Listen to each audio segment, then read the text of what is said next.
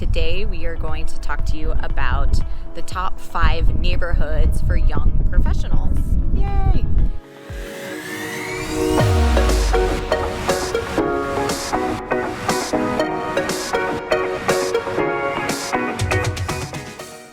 Hey guys, welcome to our channel. We are the Mile High Property Sisters, Hallie and Lauren. We love making these videos for you. However, if you have any real estate needs, please feel free to reach out to us. We are licensed real estate agents in the beautiful state of Colorado, and you can reach us at our number or email listed below, and we would love for you to hit the subscribe button. These neighborhoods are like what I would call the hip, where there's, more jobs and more nightlife, more walkability than some of the other places we've talked about. Number 1 is the Highlands or / Sunnyside neighborhoods. And these neighborhoods are slightly north of downtown. It's been gentrified. They're old homes. It's an old neighborhood, but a lot of the homes have been remodeled, added onto. Very modern looking now. Yes. And there's a ton of bars and restaurants right there. Yeah. Highlands and Sunnyside are some of the most, expensive neighborhoods sought after in Denver. Yeah. And they're definitely, it's definitely the cool place to be. They have Little Man ice cream there, lots of boutique shops, restaurants. It's like Avanti and Linger and L5, which all have really beautiful rooftop patios overlooking the skyline of Denver. There's Confluence Park. Where you can go even swim in the river and, have a picnic. Next neighborhood, is Sloan's Lake. So Sloan's Lake is the furthest west of all the ones we're talking about today. It's actually west of the Highlands. It borders actually Lakewood and actually it has its own. It's called Edgewater. There's Edgewater, Lakewood, and Denver, and that's the Sloan's Lake neighborhood. It's also been gentrified. There's scraping homes, building new townhomes, and redoing a bunch of houses. And it's a really cool for young professionals. They have the Edgewater Public Market, which is a really popular place to go. It has a bunch of different food. It's kind of like a large, fancy food court. So you can go there, and they have a ton of different options, and it's where all the people hang out. And definitely. Yeah. They also do a dragon boat festival on the lake every single year, which is really cool. There's tons of food, there's music, they do boat races, which is really kind of neat. But again, like Hallie was saying, there's 1920s Tudors in there, but then you'll also go, to a lot of new builds that are a lot more modern, townhomes, apartments, things of that nature. It's become really popular in the last 5 years. And Sloan's Lake itself is one of the largest lakes in the Denver area. And it has a bike walking path, a paved walking path all the way around it. So you can get your exercise in take there. Your dog for a walk, kids for a walk, whatever. Right. All right, so number 3. Number 3. We have Capitol Hill, or Cap Hill is what we like to call it. Yes, is what all the cool kids call it. It's filled with a lot of older homes. There's probably the most luxurious or largest of the older homes in the Cap Hill neighborhood. Definitely. I mean, there's some mansions over there. Oh, yeah. Really beautiful. They're beautiful. Beautiful, restored homes. They're just gorgeous, but in the multi-millions. Yeah. The Highlands and Sloan's Lake are going to be much more affordable housing-wise. Yes. But Cap Hill is gorgeous. Be mindful, a lot of one-way roads.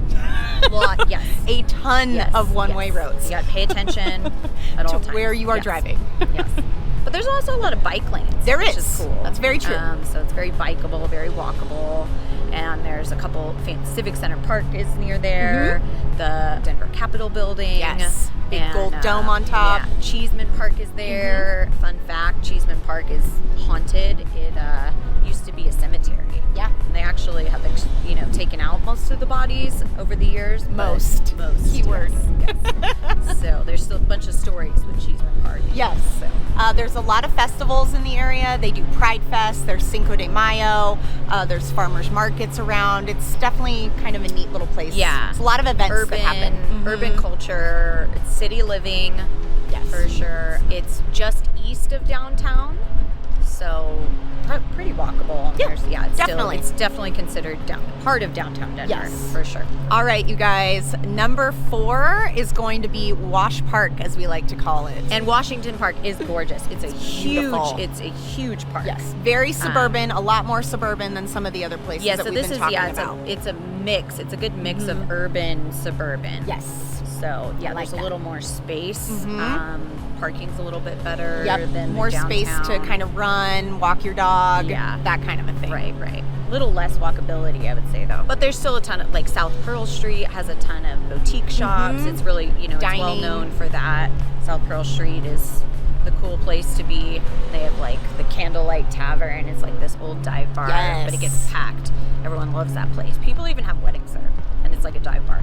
But it's a cool place to go. Yeah. Wash Park also has really expensive homes.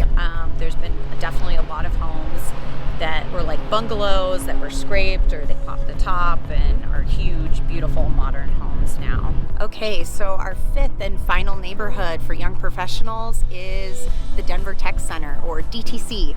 They all have nicknames. They do. Weird. Yeah. I'm just realizing. Only as the Colorado natives, I'll know all the slang terms. Definitely. For the neighborhoods. Yes. It's like kind of like another downtown area. It is. It feels like that. There's a lot of really tall buildings, tons of offices. There's a lot of conventions that come here. There's a lot of hotels. Yes. And there's also, people live right here, so they can, live, walk to work. It doesn't feel as crowded as downtown. Yeah. Or actually as a lot of the other neighborhoods. Yes. You have a lot more space. Definitely. There's a lot of great restaurants here. There's Ocean Prime. There's Chris Steakhouse. Yes. There's Snooze, which is a really awesome breakfast place we have here. View House is another one. And it says right in the title, it has a view. Yes.